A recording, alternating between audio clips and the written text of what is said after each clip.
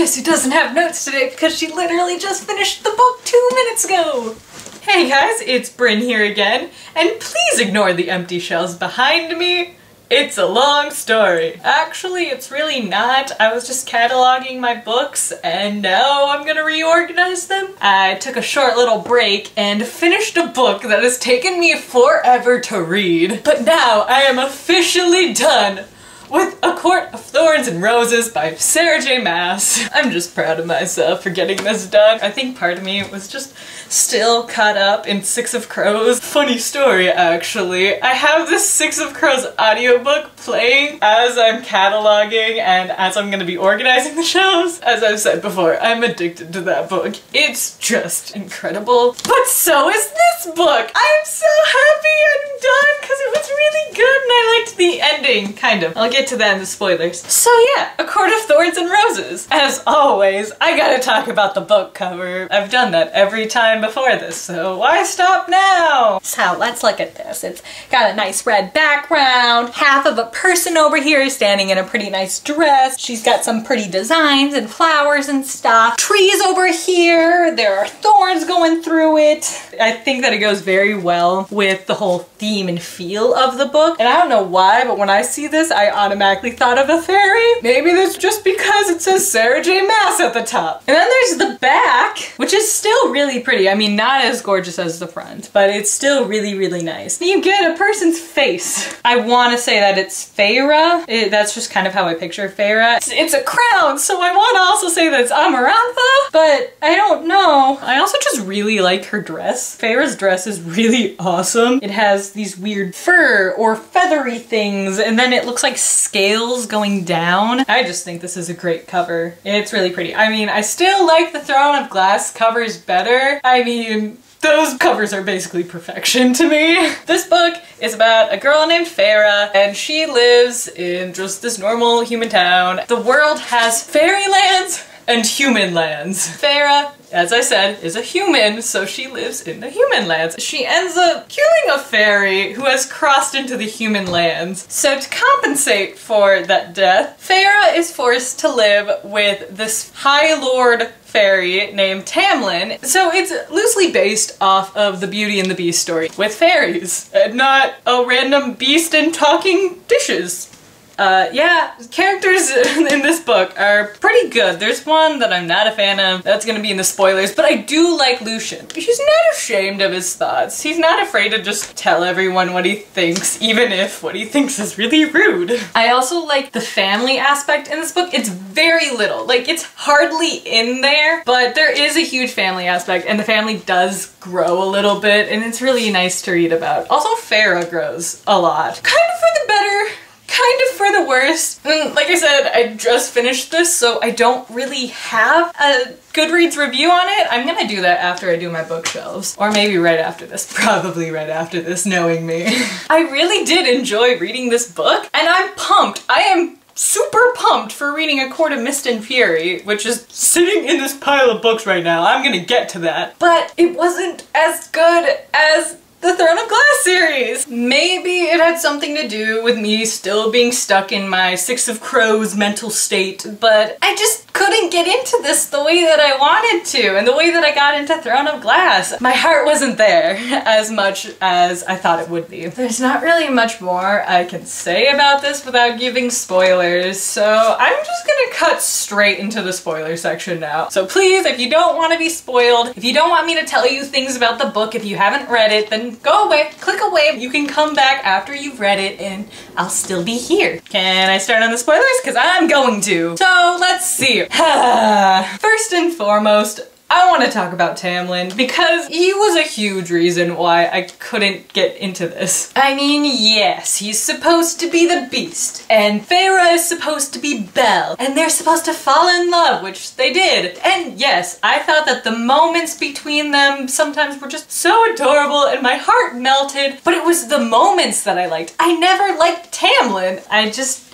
couldn't bring myself to like him. Tamlin just doesn't strike me as someone that cares about anything but himself. Even at the end, when Amarantha is dead, and Feyre is now High Fae, and Tamlin has his lands and his powers completely to himself, I still couldn't bring myself to believe that he truly cares about her, and I don't know what it is. It bothered me because the romance in Throne of Glass is so sweet, and Lucien and Feyre, I loved their relationship, and also Feyre and Alice. I thought Alice was the sweetest person. But yet, with Tamlin, he's the only one that I'm just like, what is going on? Why is he here? So this is not saying that Sarah J. Maas isn't capable of writing a romantic person, because there's so much other romance and good relationships that she's written. Tamlin doesn't compute with me. I can't. Maybe it's just me. Maybe it's just me. If I had to choose to be any character in this book,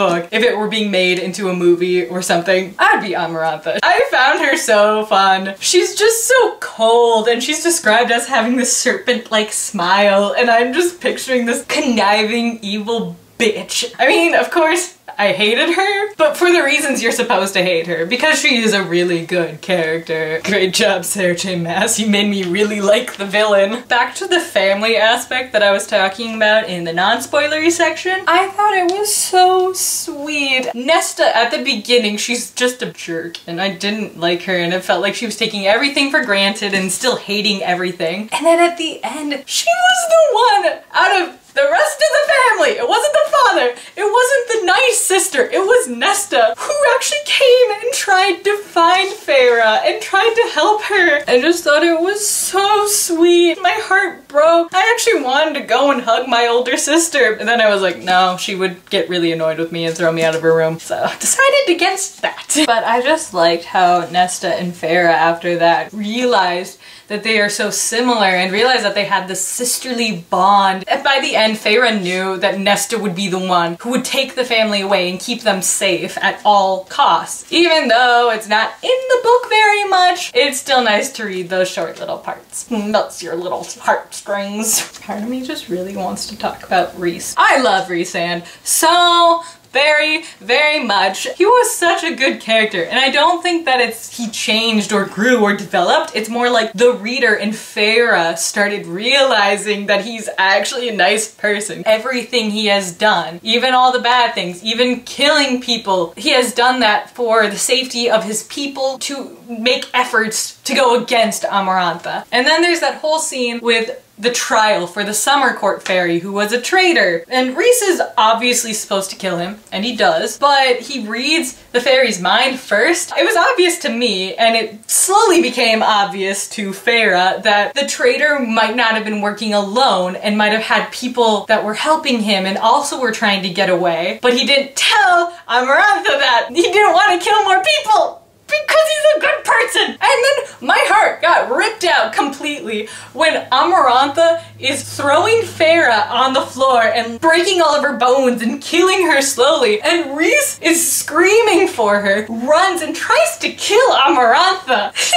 There's cute little conversations and their back and forth banter. I love Feyre and Rhys so much. Okay, I get it. It's Tamlin and Feyre right now. But again, I don't like Tamlin, and I love Rhys. I don't feel sorry at all for feeling this way. Because when Feyre says things like, Rhys is the only one that I feel comfortable just yelling at. How is my heart not supposed to race at the thought of Rhys and Feyre being in the same room together? Or when Rhys kisses her to mask that she was with Tamlin just shortly before, and hours later she's in her cell. I can't get the thought of his mouth on mine out of my head. Yeah, you can't. I mean, I don't know. Maybe we'll find out more about Rhys in the second book, because she does have to spend a week with him every single month. Oh, my heart. I can't wait to read those scenes. Ah, yes. Seriously, why don't I like Tamlin? This is an honest to goodness question. If you guys can tell me why I don't like Tamlin, or if you guys don't like Tamlin as well after reading this book, please tell me down in the comments why, because I am lost for words. It's just something in me that's like, no, Tamlin is just worthless.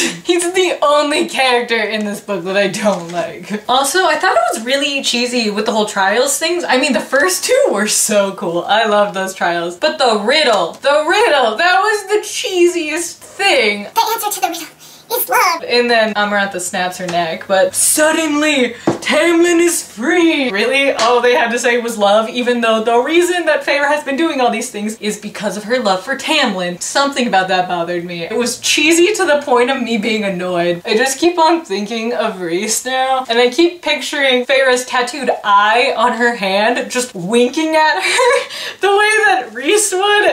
Even when they're apart, they're still together. It's just, all in all, great job, Sarah J. Maas. I truly enjoyed this book. Definitely 5 out of 5 stars. I'm pumped for the second one. I can't wait to start that, but I gotta do my shelves first. I don't like how blank they are.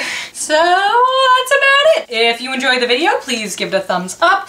Please subscribe to my channel if you think I'm adorable and want to see more of me. I will be having links to some social media stuff below, to my Goodreads page if you want to see what I've been up to and read my reviews. Also, I will be having a list of songs below that go really, really well with this book, so if you're like me and sometimes enjoy listening to music as you're reading just to get you into the book, I will be having those below for you kind of people, because you're awesome too. But yeah, that's gonna be it. I'm gonna take my book and place it somewhere on my shelves before I get sad at the white blankness, so bye!